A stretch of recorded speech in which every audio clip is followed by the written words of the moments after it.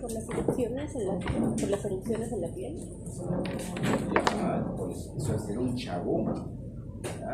Chagas fue un investigador en realidad. Esta enfermedad se descubrió en Brasil, en realidad. En Brasil, se presentó un caso de una niña de 2 o 3 años que presentaba sintomatología y después desapareció hasta que se le presentó sintomatología cardíaca, ¿ya? Casi a los 80 años, ¿de acuerdo? O sea, ¿eso qué significa? Que puede estar en un periodo asintomático, porque la gran mayoría de los casos son asintomáticos. Pase. Buenas tardes. ¿Cómo están? Déjala abierta, hija, para que entre el aire. Tengo una hipertensión, así que necesito aire. Aparte que se me duele.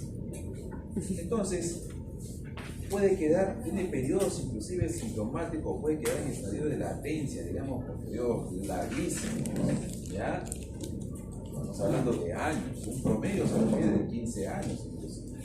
Pero si hay un periodo de, digamos, asintomático, eso significa que hay un periodo crónico y hay un periodo, entonces debe existir también un periodo agudo, ¿ya? Entonces, vamos a hablar entonces, en este caso, primero, ¿ya?, de la sintomatología. La verdad que eso me interesa bastante. ¿Ya? Quiero que vean la imagen de la señorita. ¿Qué es lo que más destaca ahí? A ver, miren el rostro. Está hinchado. Parece hemático. Claro, una inflamación, proceso inflamatorio biparpebral, ¿ya? Unilateral. Ese es el famoso signo de Román. ¿Ya? ¿Ok? Es característico, ya, justamente de la fase A aguda. Número 1, el signo de Román. Aquí está, el signo de Román. El signo de Román, muy característico de la fase aguda, ¿ya? Y también la presencia de un chagoma. ¿Ok? ¿Qué implica o qué es el chagoma? Acá hay un hematófago que va a actuar de vector, ¿ya? Se le conoce como chirimacha, vincucha, etc. ¿Ya?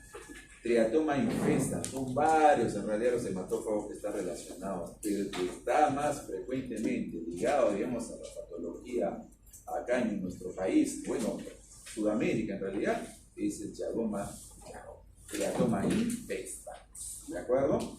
Entonces, como es hematófago, ¿qué va a hacer? Va a picarte para succionar sangre, ¿de acuerdo? Y esa herida, ¿ya?, que se forma, digamos, por la picadura, al ser contaminada justamente por las heces de este parásito, de este vector, va a desencadenar un cuadro reactivo, ¿ya?, inflamatorio, eritematoso, que se conoce como chagoma. Entonces, ese sería el segundo signo clásico de una fase A. ¿Y qué más? Las clásicas manifestaciones. Te va a dar cefaleas, fiebres, mialgias, ¿ya? Inclusive hasta falla cardíaca, ¿ya? Pero que obviamente pues esa falla cardíaca no es muy severa, ¿ya?, como la que se da obviamente pues en el cuadro pues crónico. Eso es lo que destaca justamente en una fase A aguda, en una fase inicial. Estamos hablando de un periodo de entre 7 a 84 días. Quiero hacer un paréntesis, hay una urgencia, ratito, por favor. Agudo que se puede dar entre los 7 a 84 días, signo de Romaña, chagoma en la zona de la picadura, cefalea, mialgia, ya, el síndrome febril, fiebre, inclusive cierta respuesta a nivel cardíaco, ¿de acuerdo? El problema, y por si acaso, a este nivel, por ejemplo, los estadios, ya que están a nivel de sanguíneo, los estadios van a ser visibles, digamos, a la muestra o en las muestras sanguíneas. Se hace, por ejemplo, gota gruesa, se hace frotis, ya con tu lienza, por ejemplo, y vas tú a poder apreciar los estadios de este parásito. Ya hablo estadios, después de saber cuál, ¿de acuerdo? Es visible, ¿ya? Y PCR también es positivo acá, ¿de acuerdo? PCR positivo. Inclusive en cultivos también es positivo, ¿de acuerdo? ¿Ok? El problema se da cuando ya entra en fase crónica. Estamos hablando de un periodo amplísimo, estamos hablando de años, ¿ya? ¿Ok? La idea, por lo que frecuentemente se da, es que la gran mayoría sea asintomático. 70% dice ahí, más inclusive, ¿ya? Nunca van a desarrollar daño, digamos, en los órganos que van a invadir, ¿ya? Y que generalmente van a incluir principalmente tejido cardíaco, ¿ya? Sobre todo miocardio, y segundo, tejido gastrointestinal, ¿de acuerdo? ¿Ok? Ahora, ¿se ha reportado en otros tejidos? Sí, inclusive hasta a nivel cerebral, pero lo más frecuente que es tejido cardíaco, gastrointestinal. ¿Ok? Ahora, inclusive hay una relación, por ejemplo, con órganos huecos, como por ejemplo el esófago y el colon. Por eso hay dos complicaciones que se pueden dar, el megaesófago y el megacolon también en este tipo de procesos que son crónicos. ¿De acuerdo? Ahora, es por eso ya que inclusive cuando ya está en un periodo crónico, no va a ser posible que usted pueda utilizar su gota gruesa, por ejemplo. No va a detectar nada, no va a ser viable. Lo único que puede utilizar sus técnicas serológicas, sí, también, pero el PCR, digamos, es la única prueba, digamos, que estaría considerada o va a detectar, digamos, la respuesta, digamos, positiva acá. Es por eso que el gol estándar a nivel mundial es considerado el PCR, ¿de acuerdo? Porque te detecta tanto en fase agudo como en fase crónica, PCR. Pero obviamente, pues si bien es cierto es el gol estándar, ¿ya? Acá en el Perú mucho se utiliza, ya en fase aguda sobre todo, se utiliza gota gruesa y su respectivo prótesis, ¿de acuerdo? Así que si tú quieres, si te preguntan cuál es el gol estándar, ya sabes que es el PCR, pero se utiliza mucho acá en el Perú su gota gruesa, ¿de acuerdo? ¿Listo? Montaron eso, ¿no? Es importante. Ahora, y si se da, digamos, una forma congénita, ¿qué prueba podrías tú realizar, digamos, para poder determinar la presencia de este parásito? Acuérdate esto de acá, el famoso TORCH, ¿de acuerdo?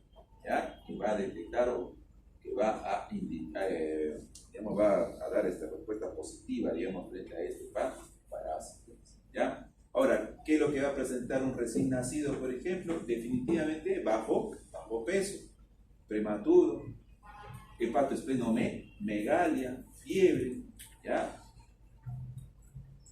Eso es con respecto entonces. Recuerda que siempre va a haber una fase aguda y una fase crónica. Generalmente, ¿cuándo va a ir el paciente, obviamente, a tu consulta? Cuando está en fase aguda, cuando siente ese malestar, ¿ya? Sobre todo esto de acá, esto es muy importante, ¿ya? Paciente que entra, obviamente, a la consulta, ya sabes de que tienes que sospechar de esta parasitosis, ¿de acuerdo? Y obviamente, pues, si se le presenta cefaleas, mialgias, etcétera, ¿qué vas a hacer? Rápidamente tu muestra sanguínea, haces tu gota gruesa, nada más, manda tu gota gruesa con su frotis, tu lienza, y de inmediato te van a dar cuenta, va a haber estadios ahí. El estadio de apunta que se ve ahí es el tripomastigote, ¿ya? El tripomastigote, en este caso sanguíneo, es el que frecuentemente se va a encontrar, digamos, en este caso, ¿ya? El tripomastigote sanguíneo. ¿Estamos listos entonces? Ahora sí vamos a hacer el principio. Hay que entender algo, ¿ya? La familia se llama Trypanosomatidae, pero incluye dos géneros, el Trypanosoma y la Leishmania. Leishmania, tema de la próxima semana, que es 7, ¿no? Sí. ¿Ya? Está. Ok. Y obviamente también el género Trypanosoma, que incluye obviamente pues a este Trypanosoma cruz. Solo que ya entendamos que acá en esta familia, ¿ya? En la familia, por eso Trypanosomateidae, en la familia se van a presentar todos estos estadios, ¿ya? Tripomastigote, epimastigote, promastigote y el amastigote, ¿de acuerdo? ¿Ya? La única diferencia es que en un género, en el Trypanosoma, va a estar presente el epimastigote. Y en el Leishmania va a estar presente el promastigote. En ambas, el tripomastigote y el amastigote. ¿Listo? ¿Estamos? Recuerda, en el género tripomastigote, el Trypanosoma vas a encontrar tripomastigote, epimastigote y amastigote. Mientras que en el género Leishmania encuentras tripomastigote, promastigote. ¿De acuerdo? Ahora, importante estructura que vas a encontrar en estos estadios. Ya. Obviamente el núcleo. Ya, aquí está el núcleo, ¿okay? Para que puedas identificar. Segundo, el cinetoplasto o kinetoplasto también le llaman. ¿Ya? ¿Ok? Paréntesis. ¿Ya?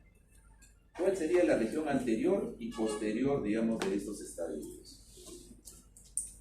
¿Cómo identifico qué es anterior, dónde está anterior y cuál es posterior? Posterior es donde está el flagelo, la terminación del flagelo. Ya, al revés. En este caso, la zona o área donde se encuentra el flagelo es la zona anterior. ¿De acuerdo? Actúa como una especie de... Y el movimiento que tiene característico por el flagelo es similar al de un taladro. ¿De acuerdo? ¿Ya? Entonces, región anterior es por donde va a estar obviamente el flagelo. Ahora sí regresamos. Generalmente, ya en el tripomastigote, el núcleo va a estar ubicado a nivel central y la estructura denominada cinetoplasto o kinetoplasto va a estar en el extremo posterior. Y muy unido al kinetoplasto se va a encontrar el cuerpo basal. ¿Por qué es importante el cuerpo basal? Porque a partir de él se va a iniciar la formación de ¿quién? Del flagelo. Y obviamente eso implica también la presencia de la membrana ondulante. ¿De acuerdo? La membrana ondulante. ¿Listo? Ahora observa, mira, a ver. Aquí en posterior se encuentra el kinetoplasto, ya con el cuerpo basal en el tripomastigote. Ahora vamos al otro estadio, el epimastigote. ¿Dónde se encuentra el cuerpo, el kinetoplasto? Si acá está el núcleo. Siempre va a estar hacia anterior del núcleo, ¿de acuerdo? Y obviamente el cuerpo basal ligado al mismo, ¿ya? Y a partir del cual se forma el flagelo, así como la membrana ondulante. Así te das cuenta que entre estos dos estadios hay una gran diferencia con respecto a la membrana ondulante.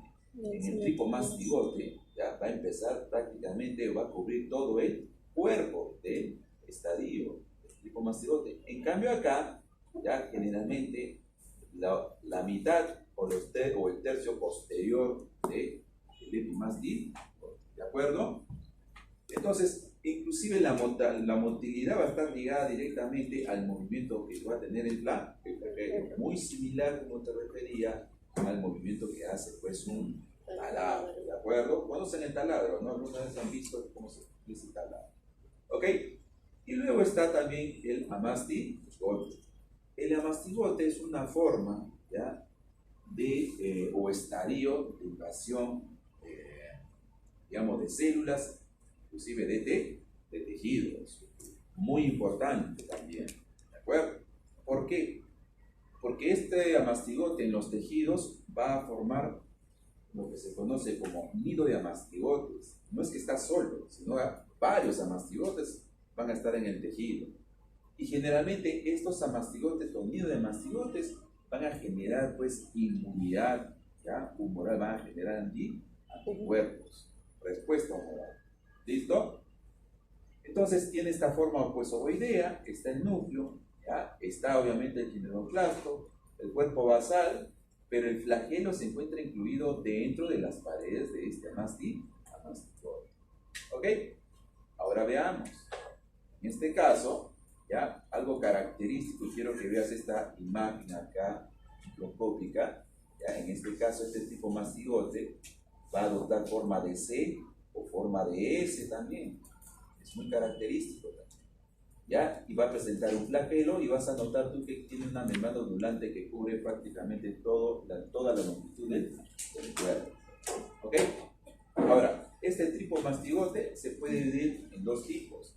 El tripomastigote metacíclico, ¿ya? Y el tripomastigote sanguíneo. Sanguíneo ya sabes por qué, mira, ¿de acuerdo? ¿Y en quién se va a encontrar?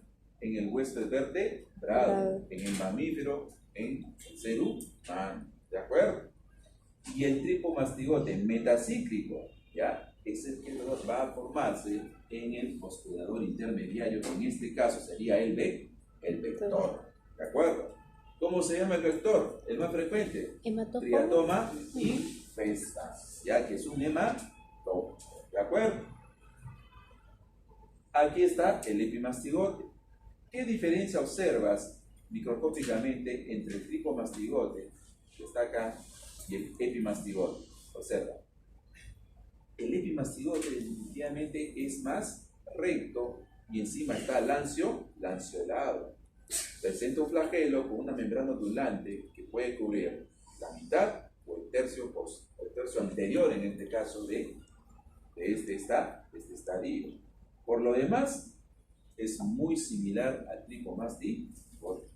Este, obviamente, ¿dónde se va a presentar? Solamente se va a presentar a nivel del vector, ¿de acuerdo? No hay epimastigote en el hospedador definitivo.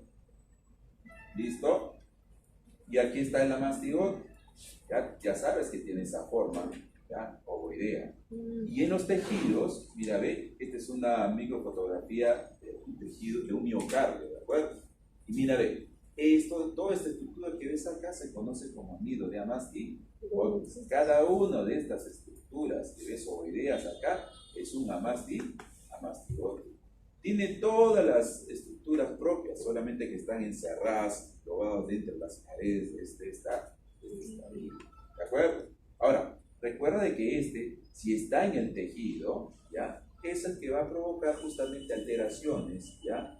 Cuando se activen, digamos, o cuando sea un caso asintomático, pero en esos periodos largos de tiempo, o sea, un periodo crónico, ¿ya? Generalmente, problemas cardíacos, problemas digestivos, ¿ya? Hacen de que se pueda detectar recién, de manera casual, digamos, la presencia de estos nidos de amastigotes y que obviamente desencadenan, pues, los cuadros patológicos, cardiopatías, problemas gastrointestinales van a estar relacionados con la presencia y multiplicación de este estadio que forma, pues, estos nidos de amastigotes. ¿De acuerdo? Entonces, básicamente, pues, podría ser utilizado también como una forma de diagnóstico. Claro que sí, siempre y cuando se haga una biopsia, pero sería muy cruento también, ya muy cruento, pero puede ser utilizado también como una forma de biopsia. Es por eso que ustedes tienen esa imagen de ese tejido que se mió. Entonces tenemos tres estadios: tripomastigote, que se clasifica en sanguíneo, metacíclico, el epimastigote, que es más recto, ¿ya? Membrana ondulante más corta, ¿ya? Forma lanceolada, mira, a ver cómo puedes apreciar acá, ¿okay? Y también está muy diferente, digamos, al tripomastigote, que tiene forma de C, ¿ya? En forma de S inclusive. Y el amastigote, que es la forma invasiva de los tejidos, ¿ya? Y que forma, pues, estos nidos de amastigotes que desencadenan, pues, los cuadros patológicos o manifestaciones clínicas cardíacas, gastrointestinales, o inclusive también se puede presentar megacolon, megaesófago y otras alteraciones en diferentes órganos que hayan sido, pues, invadidos por estos amastigotes. ¿Listo? Muy bien.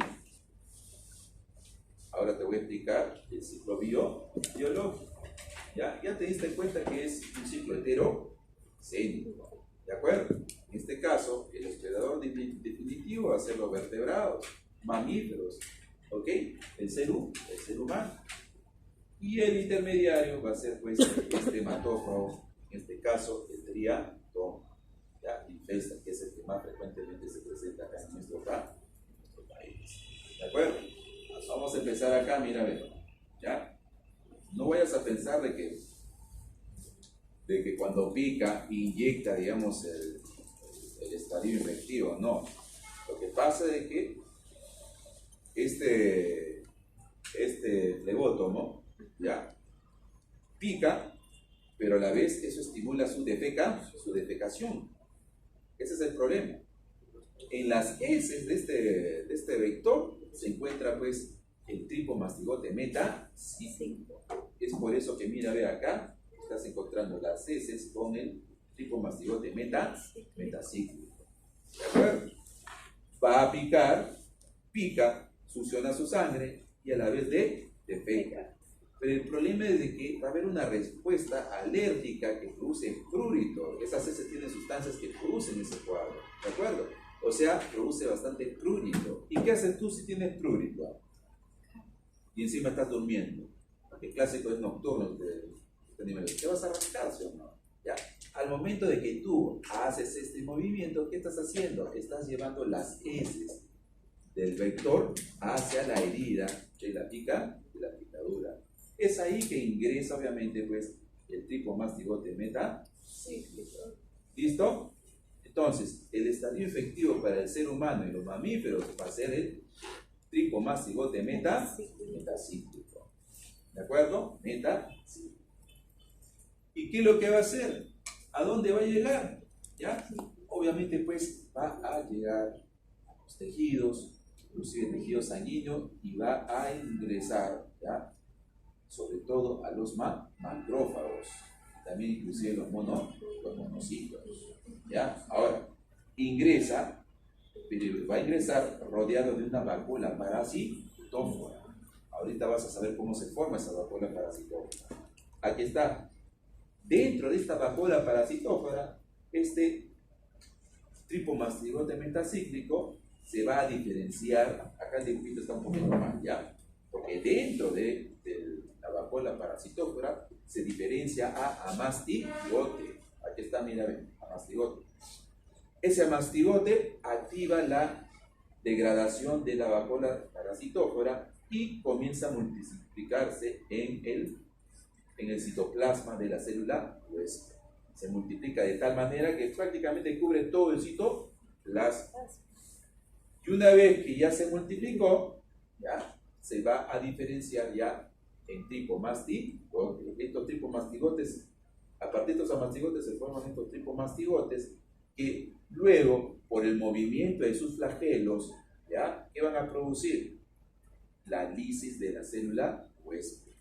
Y una vez que producen la lisis de la célula huésped, ¿ya? Van a dirigirse hacia el torrente sanguíneo. Si se dirige al torrente sanguíneo, entonces, ¿en qué se convierte? En tripomastigote sanguíneo. Ahí está. Entonces, justamente este tripomastigote sanguíneo sería el estadio infectivo ¿para quién? Para el vector. ¿Te das cuenta? Entonces, date cuenta de que el tripomastigote metacíclico sería el infectivo para el ser humano y el tripomastigote sanguíneo, ¿ya? Sería el estadio de diagnóstico principal para el ser humano, ¿ya? Doctor, ¿pero se puede también utilizar el amastigote? ¿Cómo? Claro que sí, siempre y cuando hagas una biopsia del tejido que se vea afectado, que recuerda principalmente cuáles son: corazón, miocardio, tu corazón, y gastrointestinal. ¿Listo? Entonces, ¿qué va a suceder? Obvio, ¿ya? Que nuevamente va a llegar el triatoma, ¿ya? Va a succionar la sangre, y al succionar la sangre, ¿ya? Los tripomastigotes, en este caso sanguíneos, ¿ya? Van a actuar como tienen el papel infectivo para el vector, ¿de acuerdo? ¿Ok? Ahora, este tripomastigote va a llegar a nivel del estómago, digamos, del vector, ¿ya? Y ahí se va a diferenciar, pues, en el siguiente estadio, que sería el epimastigote. Hay un casito especial, el esferomastigote, ¿ya? Algunos autores lo consideran como un estadio también, ¿ya? Otros solamente lo consideran como una transición nomás entre tripomastigote y epimastigote, ¿ya? Es como una etapa exactamente, ¿ya? Pero en realidad, bueno, sinceramente no se debería considerar. Lo que sí, ya el tripomastigote sanguíneo que es succionado por el teratoma, ya obviamente pues a nivel del estómago se diferencia en epimastigote. Luego va a ir obviamente pues a nivel del intestino, ¿ya? Y ahí se va a multiplicar, ¿de acuerdo? Por fisión binaria longitudinal. Y luego este va a migrar hacia la parte rectal, y es en la parte rectal donde se va a diferenciar ya en tripomastigote. Tripomastigote, pero en este caso ya se denomina metacíclico. ¿Por qué metacíclico? Porque es un proceso ya en el cual se prepara para poder ser infectivo, ya se prepara este tripomastigote para que pueda producir, ingresar a los tejidos y a las células, digamos, del hospedador. Entonces, el triatoma, como necesita alimentarse, succiona la sangre y defeca. En las heces, ¿quién se va a encontrar? El tripomastigote metacíclico, que tiene capacidad de invasiva infectiva, ¿ya? Y nuevamente, pues, empieza el ciclo. ¿Listo? ¿Se entendió? Ya, ahora, entendamos también lo siguiente. ¿Cómo es que va a producir daño? Mucho tiene que ver entonces, primero, ¿ya? Moléculas parasitarias, ¿ya? Como la GP85, la transaminasa o penetrina, etcétera, ¿ya? Que tienen una afinidad obviamente por la laminina, por la fibronectina, ¿ya? Para poder ingresar, digamos, a la matriz extracelular, donde va a producir una hidrólisis del colágeno, de la fibronectina, etcétera, ¿ya? Que se encuentra en esta matriz extracelular, ¿ya? Hay una enzima, la TC80, que es la que produce justamente esta hidrólisis. ¿Para qué? Para que pueda tener acceso, digamos, a la célula blanca, a la célula hueso. Y mucho tiene que ver acá, ya, en los aumentos de niveles de calcio para que pueda ingresar, obviamente, pues, este parásito. ¿Pero cómo ingresa? A través de una vacuola parasitófora. ¿Cómo? De la siguiente manera. Número 1. ¿Qué es lo clásico? Una célula produce invaginaciones, ¿ya? A manera de fagocitosis, ¿ya? Engloba, obviamente, pues, al parásito, ¿ya? Y de inmediato, de esa vacuola que se va a formar, se van a unir lisosomas. Y estos lisosomas, ¿ya? Van a formar lo que se conoce como la vacuola parasitófora. ¿Listo? Vacuola parasitófora. Esa es de manera directa, pues, ¿ya? La otra es que a nivel de membrana, ¿ya? Se unan los lisosomas. Y estos a su vez favorezcan justamente la invaginación, ¿ya? Y la formación de esta vacuola parasitófora. La otra es a través de la activación de la actina, a través de las prolongaciones, ya saben ustedes, citoesqueleto. Y la otra es a través de la activación de las PIP3, ya que tú ya sabes que siendo segundos mensajeros, ya van a actuar obviamente formando pues esta vacuola parasitófora, a la cual obviamente pues se van a unir los lisosomas y al final se forma la vacuola parasitófora, ¿de acuerdo? Dentro de esta vacuola parasitófora, ¿ya? Este tripomastigote se va a diferenciar ya en amastigote. Y esta amastigote es el que va a desencadenar, ya va a activar la degradación de la vacuola parasitófora, que este quede libre en el citoplasma y obviamente comienza a multiplicarse. A tal punto, como te refiero, de que va a llegar obviamente pues a cubrir todo el citoplasma, ¿ya? Y después se va a diferenciar nuevamente en tripomastigote, que a través del movimiento de su flagelo, ¿ya? Obviamente van a producir la lisis de la célula huésped, ¿de acuerdo? Y quedan libres después para poder, obviamente, pues, ir a buscar, como visto en el ciclo biológico, ¿ya? Estos tipos de quedan libres a nivel sanguíneo, ¿ya? Para llegar a otros tejidos. Es así por vía sanguínea que va a llegar, por ejemplo, a tu miocardio, a tu tejido gastrointestinal, ¿ya? De otros tejidos también, vísceras huecas como el colon, el esófago, provocando cuadros a la larga como a nivel crónico, como el megacolon, megaesófago, problemas a nivel cardíaco y a nivel gastrointestinal. ¿De acuerdo?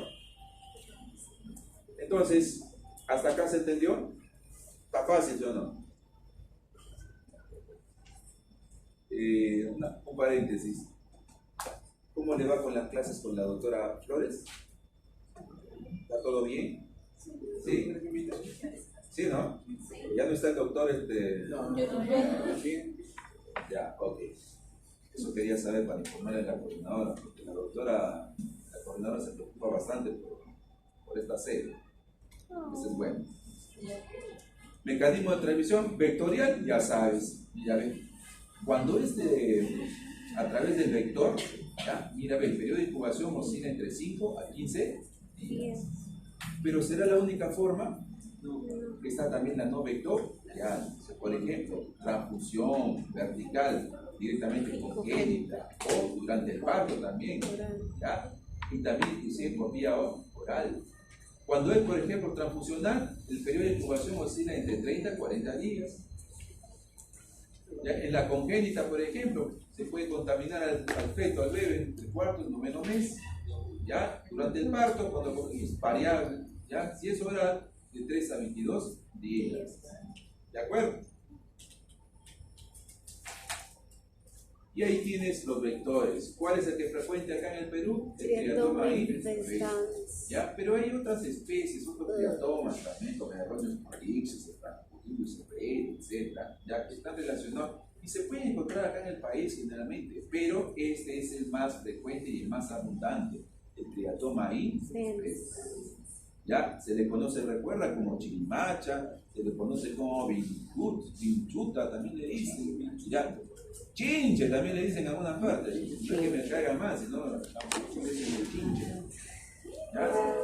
Y tiene estos estadios, mira, ve, huevo pasa estadio 1, ¿ya? Que básicamente pues son ninfas, ¿ya? Una ninfa, ya recuerda de que tiene las mismas características, solamente más pequeño.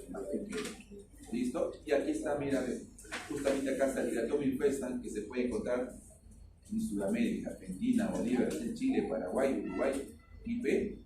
Y si tú observas acá, mira, ve, zonas, áreas, regiones de la región sur, digamos, del país, ya son las que están relacionadas con la mayoría de estos casos.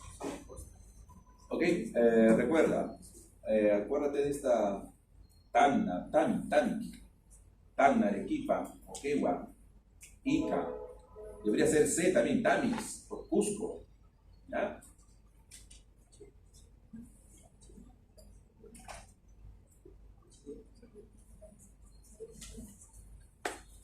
Muy bien, y ahí está la clasificación clínica de la enfermedad de Chagas, ¿ya?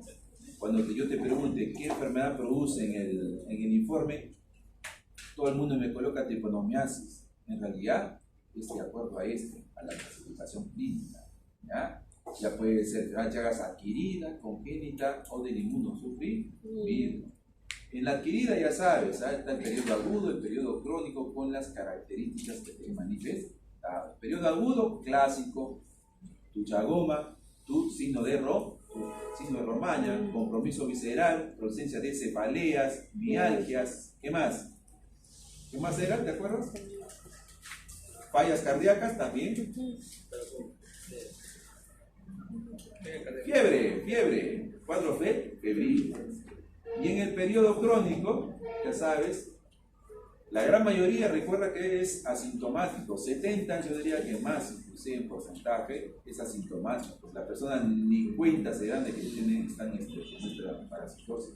Pero en aquellos que son sintomáticos, ya se puede presentar cardiopatía, puede presentarse megacolon, puede presentarse problemas a nivel digestivo, recuerda, ¿ya? Y también se han encontrado formas también a nivel de compromiso del sistema nervioso, porque hasta el cerebro también se encontraba hundido de Amastis. Si está a nivel de cerebro, por ejemplo, ¿ya qué complicaciones podría producir? Ya, cefalea de cajón, ¿no? Eso es obvio. ¿Podría provocar convulsiones también o no? Trastornos psicológicos, ¿qué dices? También produciría trastornos psicológicos. ¿Ya?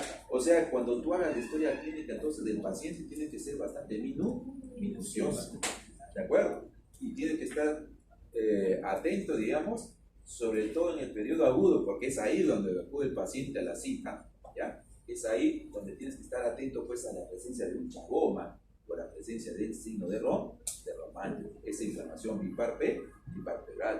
Y no solamente eso, sino que tiene que indicarte el paciente o la persona que está acompañando si ha tenido cambios en el estado de ánimo, de repente algún trastorno psicológico, porque eso implicaría y te daría pautas a ti también de la gravedad del cuadro, porque si llega al tejido nervioso ya estamos hablando de un cuadro mucho más severo.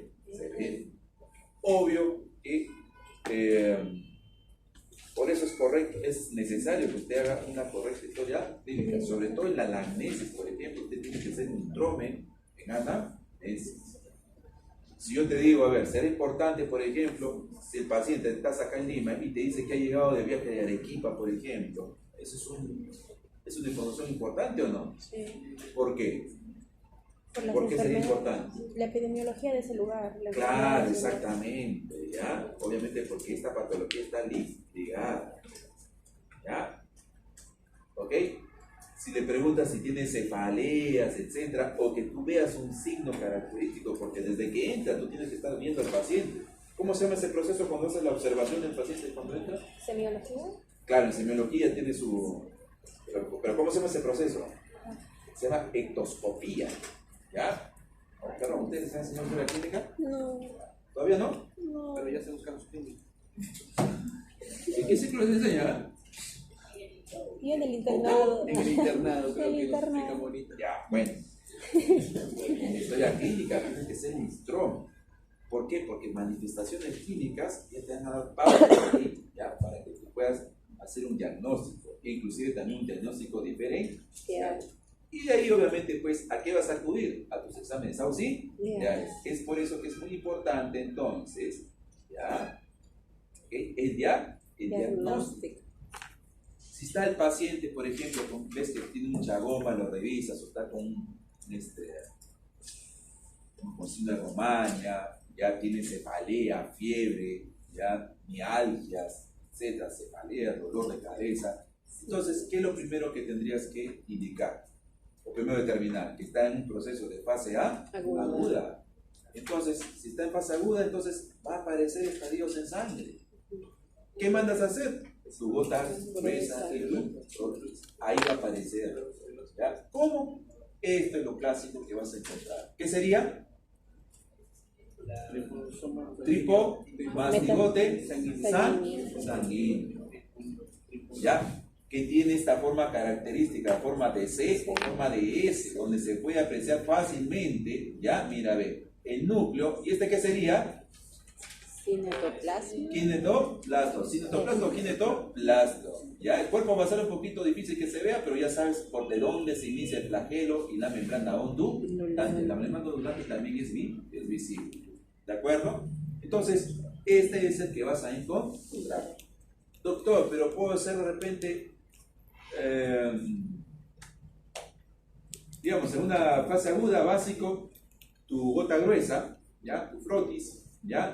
Y hacer tu PCR, ya ahí está tu buen estándar. PCR sale recontra positivo. La ventaja del PCR, que recuerda que te dije, tanto en fase aguda como en fase crónica, ¿ya?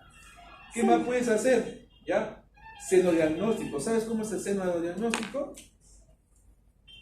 Se usan esos vectores, esos insectos, ya obviamente limpios, sin el parásito, ¿ya? Y se te coloca acá, ¿ya? O en cualquier parte de tu cuerpo, ¿ya? ¿Y qué va a hacer? ¿Qué va a hacer?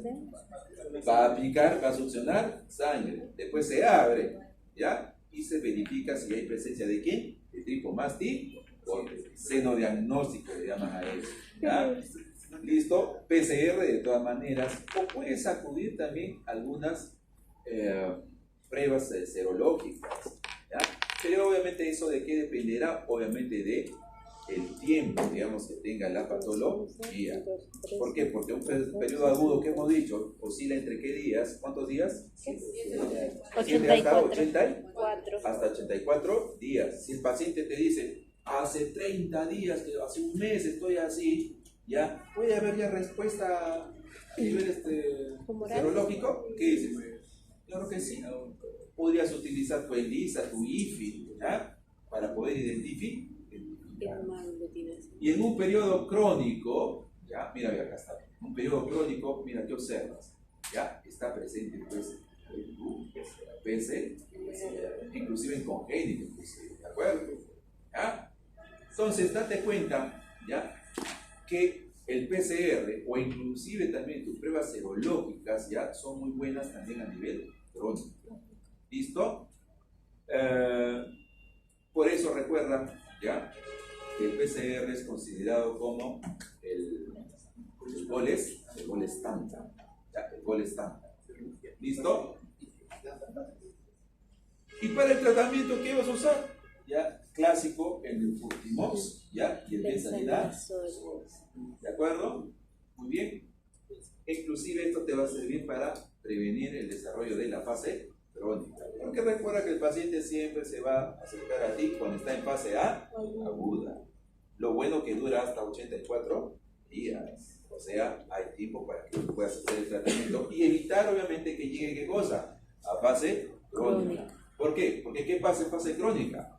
Ahí, si es que se vuelve sintomatológico en el futuro, puede tener cardiopatías, problemas a nivel gastrointestinal, puede haber megacolon, megaesófago, etcétera, etcétera. Inclusive alteraciones puede darse a nivel nervioso, también a nivel del cerebro, provocando otras manifestaciones de más. ¿De acuerdo? Listo. Ahí está la dosificación. Y para prevención, ¿qué tendrías que hacer? A ver, porque no basta ya, le dices al paciente, lo trata, lo cura, ya bacán, ya. ¿Y qué? ¿Qué le dices? Regresa a su casa y de nuevo le da, porque nuevamente le va a picar el triatoma. Básico, entonces, ¿qué cosa? ¿Ya? Fumigación, ¿ya? Y generalmente, pues, porque se relaciona, digamos, con zonas rurales, ya, o zonas, digamos, donde las casas, digamos, no son construidas de material noble. Los materiales que se utilizan, ya, favorece justamente que entre este material pueda ingresar el triatoma. ¿De acuerdo? ¿Ya? Y eso obviamente, pues, acarrea de que hasta el tipo de material de la casa, ¿ya? Puede ser un hábitat para el triatoma y obviamente pues desencadenar. Ahora, pero doctor, ¿por qué generalmente en las noches pica este insecto? ¿Ya? Se ha detectado y se está evidenciando eso, de que este triatoma tiene la capacidad de detectar el CO2 que emanas tú cuando estás tú durmiendo. Es por eso que las principales picaduras que se van a dar, ya, frecuentemente, ¿dónde va a ser? En el rostro, o si no en la parte de cervical. ¿Ok? Y es por eso que también es peligroso, porque si hay una picadura cerca al ojo, ¿qué puede pasar? Claro. Hay que tener mucho en consideración todo. Detección de la infección por tomografía en las mujeres, edad fértil, embarazo, claro, se puede hacer un despistaje, ¿ya? Tratamiento de los casos positivos, ¿ya? Uso de pintura con insecticidas. Bueno, es bueno decirlo, pero muy bien. La idea es de que entonces, ¿qué es lo que se debe buscar? El control del insecto vector, fumigación, pintura con insecticida. ¿Por qué crees pintura con insecticida? ¿Cuál tipo de material se está utilizando en la casa? El material de la casa, por ejemplo, va a ser un hábitat de todas maneras para este triatoma, para este vector. ¿De acuerdo? Y ahí ves zonas donde está distribuida pues la enfermedad de Chagas, acá, todo lo que es la hispanoamérica. Y si te das cuenta, acá en el Perú, la zona sur. ¿De acuerdo? Es por eso que tienes que En los libros vas a leer TAMI, dice, ¿ya? Pero ahora debe ser hasta con TAMI, hasta con H al final, porque se incluye, aparte de Tacna, Arequipa, Moquegua, Ica, Cusco, Huancavelica, ya, toda la zona sur prácticamente. ¿Ok? ¿Y cuál es el vector que más frecuentemente transmite, digamos, esta enfermedad? El triatoma infestans. ¿Ya? Muy bien, mis amantes de la ciencia. Ahora quiero que vean, mira, a ver. Número de casos, ¿ya? Mira, a ver. Tengo que y cero. ¿Qué ves? ¿De qué fecha es? 2020. 2020. Mira que estaba en 2020. ¿Cuántos? 22. Es por eso que a veces la política o las estrategias, digamos, programas del MINSA, a veces no ponen mucho énfasis en esta enfermedad. ¿Ya? Pero te has dado cuenta de que esta enfermedad de Chagas, ¿ya? Esta tricomiasis, ¿ya? Las fases agudas, las complicaciones que se dan en la fase crónica cuando es sintomática, obviamente, porque la gran mayoría son asintomáticas, puede provocar problemas cardíacos, puede dar problemas gastrointestinales. El problema cardíaco puede llevar inclusive a la muerte del paciente. ¿De acuerdo? ¿Ya? Pero los casos no son muy frecuentes que digamos, ¿ya? Y si te das cuenta, mira a ver, ¿dónde va a encontrarse más? En las zonas de la región sur, Arequipa, Ayacucho. Entre Arequipa y Ayacucho, por ejemplo, ya hacen prácticamente 12 casos para este periodo de 2020. Y si le sumamos Tacna, estamos hablando pues de 14. Entonces, los 22 casos tuvieron, 14, más de la mitad, fue, digamos, producidos en la zona sur del país. ¿Listo? La ocupación será importante también cuando tú haces tu anamnesis. La ocupación. ¿A qué se dedica? ¿A qué se dedica? ¿Si ha viajado? Claro. Por eso se pregunta inclusive procedencia, ¿no? ¿Ya? Para poder darte pautas a ti, ¿ya? ¿De dónde viene el paciente? ¿Qué ocupación tiene? ¿Qué ocupación crees tú que sería más frecuente o podría ser más propensa, digamos, a sufrir esta patología? Agricultores, ¿qué más? Ganaderos, ¿ya? O sea, toda la industria agropecuaria. Apicultores, también, a disposición, sí, podría ser. Generalmente son las áreas donde, digamos, rurales, ¿ya? Donde obviamente pues las casas sobre todo no tienen pues no están construidas de material adecuado, ya pueden servir de hábitat para los vectores en este caso. ¿Listo? Muy bien, mis amantes de la ciencia, me voy rapidito a mi casa, a ver si me has hecho caso. ¿Cuáles son las vías de transmisión de la enfermedad de Chagas? Vectorial y no vectorial. Vectorial por tu vector, pues tu tratoma. Y no vectorial, Congénito, claro, transfusional, vertical, vía directa en madre-hijo, ya, oral, ¿ya? ¿Qué más? de trasplante, Sí, es raro, pero también se da. trasplante, Trasplante también podría ser, ¿ya? Donde hay posición, ¿por qué? ¿Qué estadio estaría ahí provocando la infección ahí? Un trasplante, una transfusión de manera directa. tripatimastigote El sanguíneo, tripomastigote sanguíneo. ¿Cómo podemos prevenir la tripanosomiasis americana, doctor? Control del vector, fumigación, construcción de casas de material adecuado, uso de pinturas, despistaje, ¿ya? De pacientes enfermos y tratamiento de los mismos. Muy bien, mis amantes de la ciencia, ¿ya? Acá nos quedamos. ¿Qué hora es? A las 8, queremos temprano en las 8. Son las 7. Ah, perdón, 7. Ah, qué bacán.